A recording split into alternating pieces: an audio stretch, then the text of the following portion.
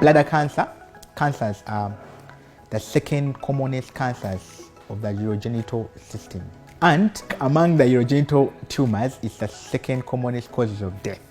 Like any other cancer, most cancers, by the time you feel pain or anything, they have already moved beyond control.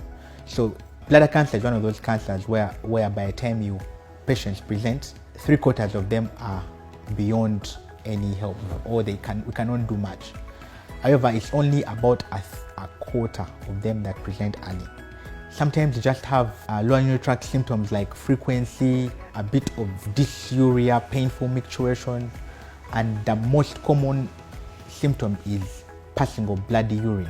Cancer of bladder can be detected by these lower urinary tract symptoms like frequency, that is going frequently to the toilet, and then also burning sensation when you're urinating, and passing of fragments in your urine or blood. You need to go and see a doctor. Now, sometimes the cancer can be so early that you can't see anything. So we take off random biopsies, or we can take off tissues and go and check them in the lab. Now, if we can see anything, we are able to either take a biopsy of it, that means take a sample of it and test what type of cancer it is, because even bladder cancer has very many types. There are about 5 types, which we all manage differently.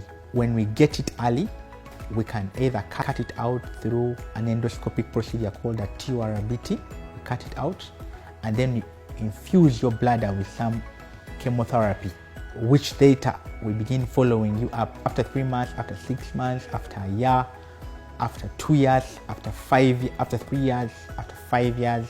So really looking whether the cancer has come back or not, depending on the time. And then there are those where we shall, after we have cut it out, we put a drug called BCG to try to prevent it from coming back. And then we also have modalities of where we have to do surgery. Now, all these things can be done here.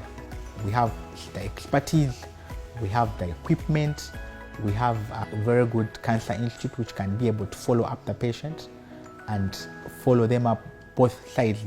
The medical oncologist and the urologist can keep working together until the patient gets better.